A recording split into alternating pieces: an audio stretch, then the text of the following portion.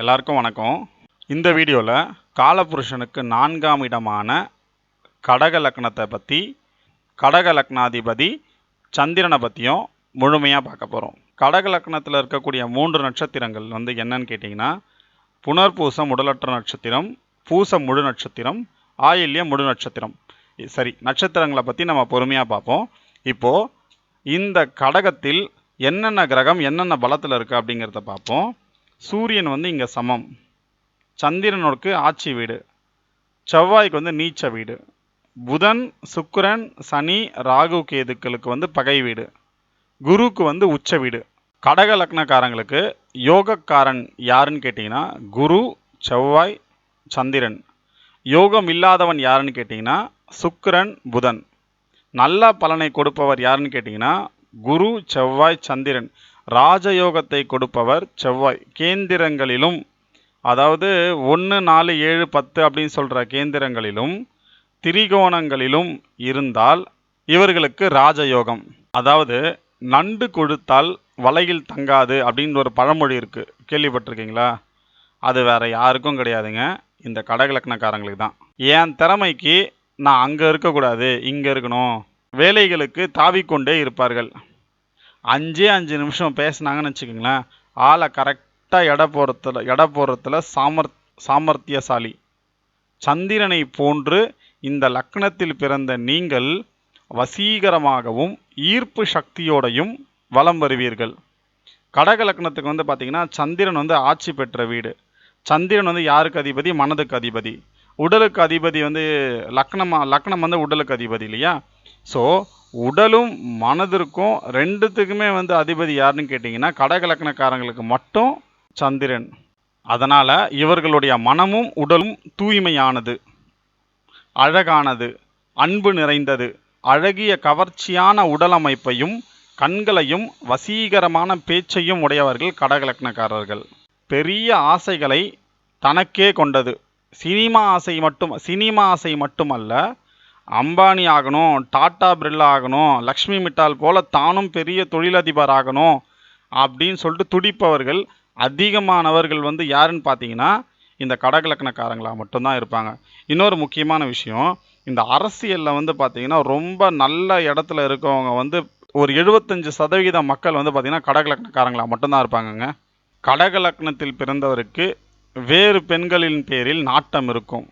தந்தை சொல்லுக்கு அதிகமாக மதிப்பு கொடுக்க மாட்டார்கள். இதனால் இவர்களுக்கு சிறிது கெட்ட பெயர் உண்டாகலாம். தான தர்மம் செய்வதில் தாராள மனப்பான்மை இருக்கும். செல்வங்கள் இவர்களை நிச்சயம் வந்தடையும். அதாவது உங்கள் ராசிநாதனான சந்திரனை ஜோதிடம் மனோகாரகன் அப்படின்னு சொல்லுது. அதனாலேயே பிறரின் மனதில் இடம் பிடிக்கும் கலையை நன்கு கற்று வைத்திருப்பீர்கள். யாருடன் பழகினாலும் அவர்களால் மறக்க முடியாத அளவிற்கு தாக்கத்தை ஏற்படுத்துவீர்கள். தாய் ஸ்தானத்திற்கு அதிபதியாக உங்கள் பாதகாதிபதியான சுக்கிரன் வருகிறார். பாதகாதிபதினா கெடுதலை செய்யக்கூடியவர் பாதகாதிபதி, வேற யாரும் கிடையாது, சுக்கிரன் வருகிறார். பணி நிமித்தமாக, அதாவது வேலை சம்பந்தமாக தாயை விட்டு பிரிந்து செல்லக்கூடிய ஒரு சூழ்நிலைகள் ஏற்படும் இந்த கடக லக்னக்காரங்களுக்கு. இவங்களுக்கு சுக்கிர தசை அவ்வளவு நல்ல பலனை கொடுக்காது. இந்த ஒரே ஒரு லக்னம் மட்டும்தான் சுக்கிர தசை வர வேண்டாம் அப்படின்னு சொல்லிட்டு நினைக்கிறவங்க. அப்படி சுக்கிர தசை வந்தால் பாதகாதிபதியாக இருக்கிறனால பாதகத்தை மட்டும்தான் அதிகமாக செய்வார் இந்த கடக லக்னக்காரங்களுக்கு மட்டும். கடக லக்னாதிபதி சந்திரன் லக்னத்தில் இருந்தால் ஜாதகனுக்கு நல்ல வலுவான சக்தியுள்ள மனதை கொடுக்கும். மிகவும் நாணயமாக நடந்து கொள்வார்கள். சொன்னதை செய்வோம், செய்வதை சொல்வோம் என்ற கொள்கையை பின்பற்றுவார்கள். கொடுத்த வாக்கை நிச்சயம் காப்பாற்றுவார்கள். எதிலும் ஸ்திரமான வெளிப்படையான முடிவை எடுப்பார்கள். சிற்றின்ப சுகம் நன்றாக அமையும். பந்தயத்தில் வெற்றி பெறும் வாய்ப்பு அதிகம். திடீர் பணவரவு இருக்கும். பொதுவாக இந்த அமைப்புள்ள ஜாதகன் வாழ்க்கை ஓட்டத்தில் பல ஏற்றத்தாழ்வுகளை சந்திக்க நேரிடும். கடக லக்னாதிபதி சந்திரன் சிம்ம ராசியில் இருந்தால் இது சூரியனின் வீடு. இங்கு சந்திரன் இருந்தால் இயற்கையாகவே தலைமையை ஏற்கும் உணர்வு மேலோங்கி இருக்கும். சந்திரனுக்கு தன்னுடைய குறிக்கோள்களை அடையக்கூடிய புத்தியும் மன உறுதியும் நிச்சயம் இருக்கும். தனித்தன்மையோடு தன் முடிவுகளை எடுக்கக்கூடியவன். மற்றவர்களுடைய யோசனையும் கருத்துக்களும் அவனிடம் எடுபடாது. நல்ல செல்வம் தருவார். நல்ல கல்வி கிடைக்கும். நன்றாக பேச்சு வரும். அரசாங்கத்தின் நல்ல மதிப்பு இருக்கும். சொத்து சுகம் ஏற்படும். பெயர் புகழ் உண்டாக காரணமாக இவர் இருப்பார். சந்திரன் கெட்டால் செல்வத்தை இழக்கச் செய்யும். நல்ல பணவரவு இருக்காது. பொதுவாக வளர்பிறை சந்திரன் நல்லதையே செய்வார். கடக லக்னாதிபதி சந்திரன் 3ஆம் பாவமான கன்னி ராசியில் இருந்தால் இது புதனின் வீடு. இங்கே சந்திரன் இருந்தால் ஜாதகன் தகவல் தொழில்நுட்ப, தொலைபேசி மற்றும் பத்திரிகை துறைகளோடு சம்பந்தப்பட்ட சிறப்பாக பணியாற்றுவார். சந்திரன் நல்ல நிலையில் இருந்தால் உடல் வலிமையும் ஆற்றலையும் தருவார். சகோதர சகோதரிகளை ஆதரிப்பதில் நல்ல மகிழ்ச்சியான வாழ்க்கை அமையும். 3வது வீடாக இருப்பதால் அடிக்கடி குறுகிய பயணம் செல்ல வைப்பார். வாகன வசதி நிச்சயம் கிடைக்கும். சந்திரன் கெட்டிருந்தால் இங்கு அனைத்தும் எதிர்மறையாக நடக்கும். கடக லக்னாதிபதி சந்திரன் 4ஆம் பாவமான துலாம் ராசியில் நின்றால் இது சுக்கிரனின் வீடு. இங்கே சந்திரன் இருந்தால் அழகு சார்ந்த கலைகளையும் ஜாதகனை ஆதரிக்க வைத்துவிடும். பெண்மையையும் மிகவும் ரசிப்பவனாக இருப்பான். அதன் காரணமாக சிலர் உடல் உபாதைகளுக்கும் ஆளாக நேரிடும். வாழ்க்கையில் பல வெற்றிகளை காண்பான். நல்ல சுகவாசி. மகிழ்ச்சியான வாழ்க்கை கிடைக்கும். 4ஆம் வீடு வீட்டை குறிப்பதால் ஆறு, குளம், கடலோரத்தில் வீடு அமைய வாய்ப்பு அதிகம். நண்பர்கள் நிறைய உதவி செய்வார்கள். தாய் வழியில் சொத்து கிடைக்கும். கொடுக்கக்கூடிய எண்ணம் இவர்களுக்கு இயற்கையாகவே அமைந்துவிடும். கடக லக்னாதிபதி சந்திரன் 5ஆம் பாவமான விருட்சக ராசியில் நின்றால் இது செவ்வாயின் வீடு. இங்கே சந்திரன் இருப்பது அவ்வளவு நல்லதல்ல. ஏனென்றால் இங்கு சந்திரன் நீச்சம் பெறுகிறான். நீச்சம் அப்படிங்கிறது 0 பலன் அப்படிங்கிற அங்கே அவர் செயலே கிடையாது அப்படின்னு சொல்லலாம். இங்கே இருக்கக்கூடிய சந்திரன் நல்ல நண்பர்களை கொடுக்க மாட்டான். அதிர்ஷ்ட வாய்ப்பு அப்படிங்கிறது இவங்க வாழ்க்கையில் வர்றதுக்கு உண்டான வாய்ப்பே கிடையாது. புத்தி கூர்மை அந்த அளவுக்கு இருக்காது. முடிவெடுக்கும் திறன் இவங்களுக்கு ரொம்ப கம்மியாக இருக்கும். வாழ்க்கையில் எல்லா விஷயங்களிலும் மனப்போராட்டங்கள் இருந்து கொண்டே இருக்கும். அமைதியற்ற மனநிலை இருக்கும். மனம் வருந்தி கொண்டே இருப்பார்கள். ஒன்று போனால் அடுத்து அது போனால் அடுத்து அப்படின்னு சொல்லிட்டு அப்படியே மாறிக்கொண்டே இருக்கும். மற்றவர்கள் உங்கள் உணர்வை புரிந்து கொள்ளவே மாட்டார்கள். இதற்கு ஒரே வழி இறை வழிபாடு ஒன்று மட்டும்தான். கடக லக்னாதிபதி சந்திரன் 6ஆம் பாவமான தனுசு ராசியில் நின்றால் இது குரு பகவானின் வீடு. இங்கே சந்திரன் இருந்தால் ஜாதகன் அநேக நல்ல குணங்களையும் செயல்பாடுகளையும் உள்ளவனாக இருப்பான். அனைவருடன் ஒத்துப்போகக்கூடியவனாக இருப்பான். நேர்மையானவனாகவும் இருப்பான். நல்ல ஒழுக்கம் நடத்தையும் உடையவனாகவும் இருப்பான். 6இல் அதாவது இந்த 6ஆம் பாவத்தில் இருக்கக்கூடிய சந்திரன் பார்த்தீங்கன்னா சுகபோக வாழ்க்கை தருவார். விரோதிகளையும் உண்டு பண்ணுவார். இவர் மீது வழக்கு தொடுத்தாலும் இவரே வெற்றி அடைவார்.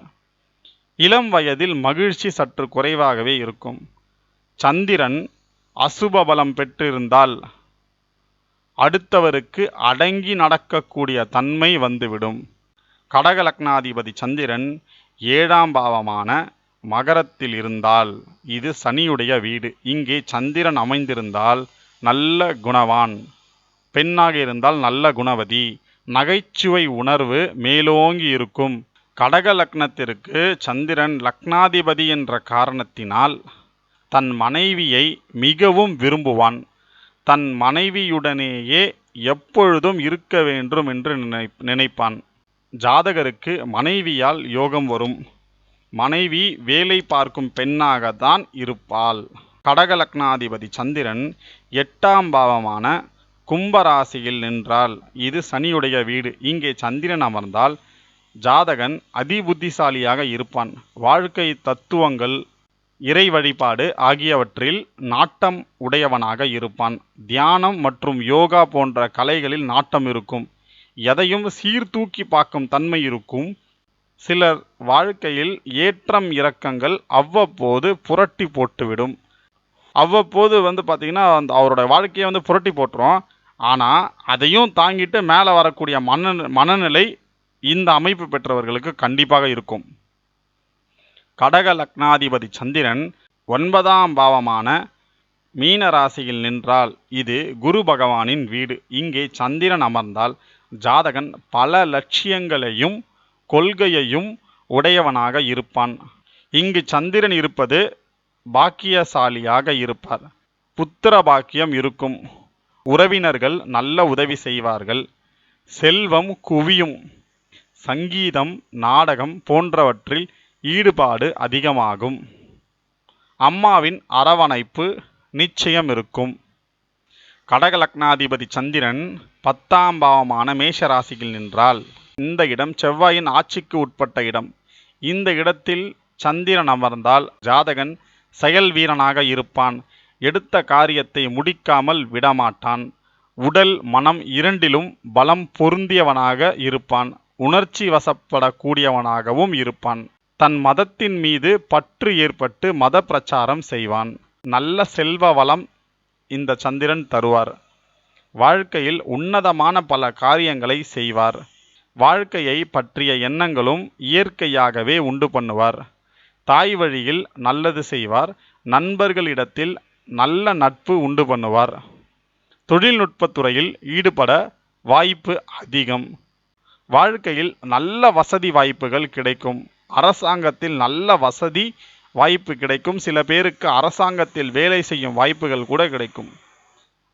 கடக லக்னாதிபதி சந்திரன் 11ஆம் பாவமான ரிஷபத்தில் நின்றால் இது சுக்கிரனின் ஆட்சிக்கு உட்பட்ட இடம். ஒரு ஜாதகத்தில் சந்திரன் அமர்வதற்கு உகந்த இடம் இதுதான். எந்த வேலையை எடுத்தாலும் எளிதில் முடிக்கக்கூடிய திறமையை தருவார். நல்ல தீர்க்க ஆயுள் ஏற்படும்.